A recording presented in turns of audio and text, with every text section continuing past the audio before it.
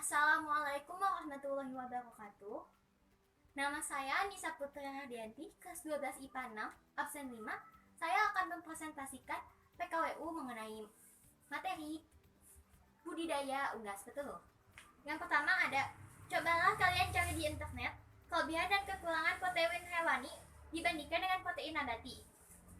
Protein hewani, kelebihannya, protein hewani mengandung asam amino esensial yang lengkap, yaitu 9 asam amino esensial yang dibutuhkan oleh tubuh.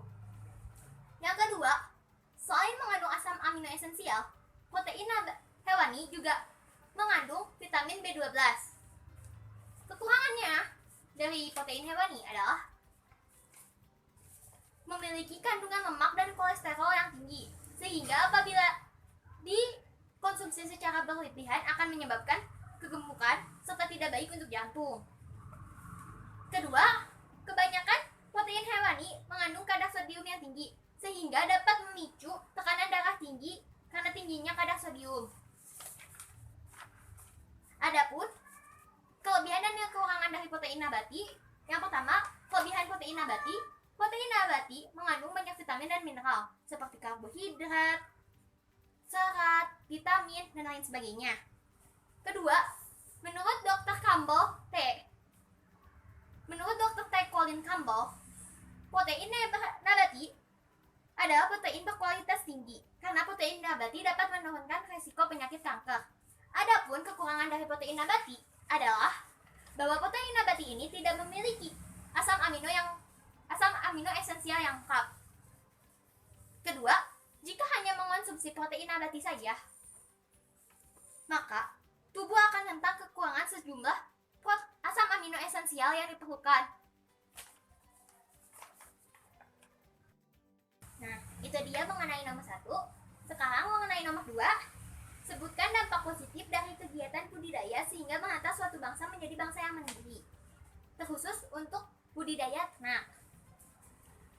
Budidaya, khususnya budidaya ternak, dapat menyebabkan suatu bangsa menjadi mandiri karena budidaya itu bisa mencukupi kebutuhan hidup secara mandiri, karena bisa dapat telur dari hasil budidaya, dapat ayamnya juga gitu kan. Nah, selain itu budidaya juga bisa menyebabkan kita membuka peluang usaha baru, sehingga menyebabkan ekonomi masyarakat meningkat. Nah, selain itu juga bisa menyebabkan kita mandiri karena kita ngurus ayamnya sendiri, memberi makan, dan lain sebagainya. Untuk poin yang ketiga, produk unggas jenis apa yang keluarga kalian sukai? Nah, Bun, unggas apa sih yang sering keluarga kita makan, yang kita sukai?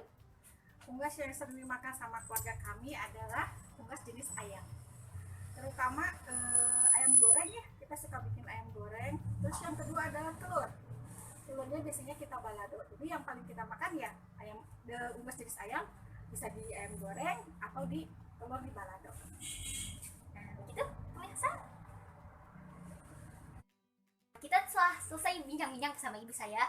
Nah, untuk nomor 4, menurut kalian sikap apa saja yang mendorong keberhasilan berwirausaha? Sikap-sikap yang mendorong keberhasilan berwirausaha. Pertama, semangat yang tinggi. Kedua, pantang menyerah. Ketiga, berani mengambil resiko. Karena kalau misalkan kita nggak berani ngambil resiko, kayak takut apa, ya nggak usah usaha gitu kan. Yang keempat, memiliki kreativitas, bisa menemukan ide-ide yang baru yang orang lain belum tahu. 5, jujur apa adanya, karena kejujuran itu penting. Ke-6, bisa membuat keputusan tepat waktu, karena kadang kesempatan itu terlewat karena kita tidak bisa mengambil keputusan secara tepat di waktu yang tepat. Ke-7, mendukung dan menerima kritik dengan terbuka, karena kalau kita tidak mau menerima kritik, kita tidak bisa berkembang, ya enggak? Ya kan?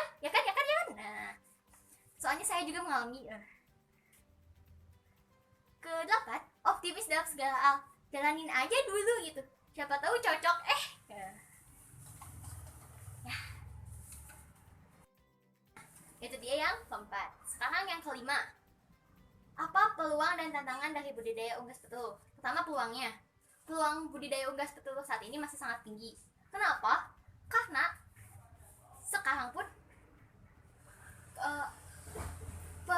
peminat dan permintaan akan telur ayam, telur bebek ataupun sebagainya masih sangat tinggi, baik itu untuk rumah tangga maupun untuk industri makanan. Karena kadang di rumah masakan Padang aja pasti kan ada tuh telur balado pakai telur. Terus selain itu ada juga telur asin dari telur bebek, itu juga kan enak, terus banyak yang diminati juga kan. Terus usaha industri makanan, kue kan pakai telur. Belum lagi kalau misalkan yang yang tukang kuehnya tuh sudah terkenal, pasti kan butuh telurnya tuh banyak. Pabrik juga yang pabrik kue pada pakai telur. Yang kedua, tantangannya pertama, harga telur yang tidak stabil, kadang naik tapi kadang juga turun-turunnya. Yang kedua adalah ayam yang rentan akan penyakit. Kadang kalau kita tidak bisa mengurusi ayamnya, kadang ayamnya kena penyakit burung lah, apalah gitu lah. Yang ketiga, pengelolaan kandang yang susah, harus rutin dibersihin supaya nggak kena penyakit, harus disanitasi, disemprot apalah itu supaya nggak ada virus, jamur dan lain sebagainya. Itu kan susah dan biayanya juga nggak murah gitu. Yang keempat, persaingannya, karena banyaknya peminat pasti juga, karena banyaknya permintaan pasti juga harus banyak juga kan barangnya. Jadi ya banyak juga yang melakukan usaha ini, sehingga ya persaingannya juga ketat gitu. Belum lagi dengan segala macam faktor lainnya. Yang terakhir, modal.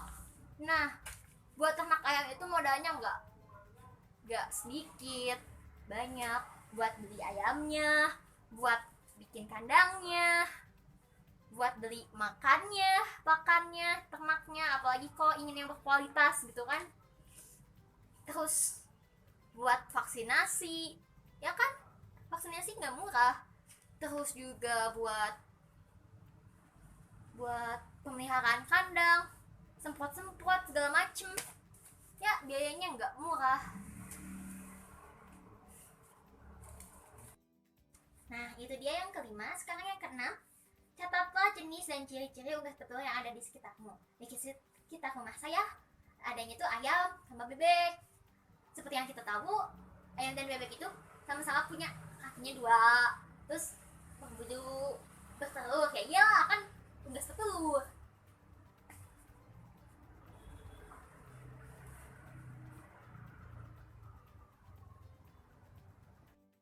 Nah, itu dia poin nomor 6. Sekarang poin nomor 7. Buatlah atau sediakanlah kandang dengan ukuran minim di rumahmu. Nah, berikut ini adalah foto kandang punya saya.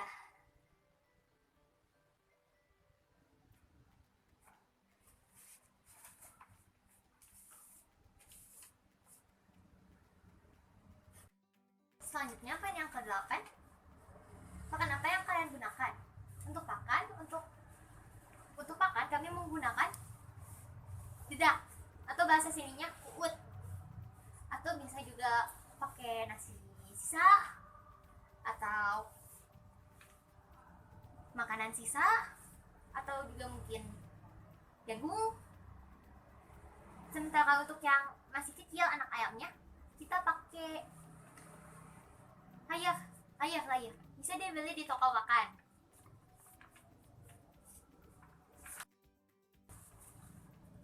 Ya, yang ke-9, carilah cara atau teknik budidaya unggas petelur. Yang pertama ada penyediaan kandang. Kandang tidak haruslah yang mewah, tapi cukup yang simple, sederhana, dan bisa membuat ternak terhindar dari sinar matahari langsung dan juga hujan. Juga dapat mencegah ternak dari hilang atau kabur. Yang kedua, penyediaan bibit. Bibit dapat dibeli di penyedia bibit. Dapat juga menggunakan bibit ayam yang sudah besar, sehingga mengurangi resiko dari kematian atau penyakit. Yang ketiga, penyediaan pakan. Pakan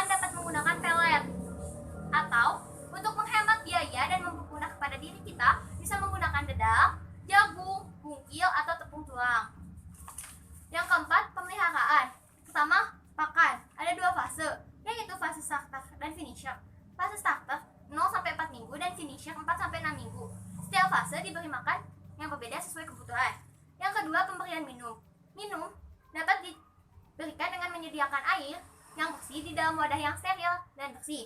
Yang ketiga, pengendalian penyakit. Pengendalian penyakit dapat dilakukan dengan rutin membersihkan kandang, memisahkan unggas yang sakit dengan yang sehat, dan memberikan vaksin secara berkala. Yang terakhir, yang kelima, panen. Panennya ya jelas telur, karena unggas bertelur. Telur ini dipanen setiap 3 kali sehari. Yang pertama dari jam 10 sampai jam 11 siang. Yang kedua jam 1 sampai jam 2 siang. Yang ketiga dan yang terakhir yaitu dari jam 3 sore sampai jam 4 sore. Nah, di fase yang ketiga ini selain mengambil telur, juga dilakukan pengecekan kandang, menghitung jumlah ayam atau membersihkan kandang-kandang. Nah, yang terakhir, pasca panen. Pasca panen ini dilakukan penyortiran dan pembersihan telur. Penyortiran dilakukan dengan cara melihat ukuran dan bentuk telur. Ukuran dan bentuk telur yang normal adalah yang oval, kulitnya bersih dan halus, serta beratnya berkisar antara 56,7 gram.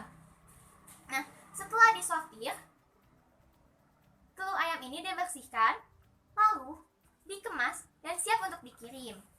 Nah, setelah panen ini, jangan lupa lakukan pemeliharaan kandang dan sanitasi.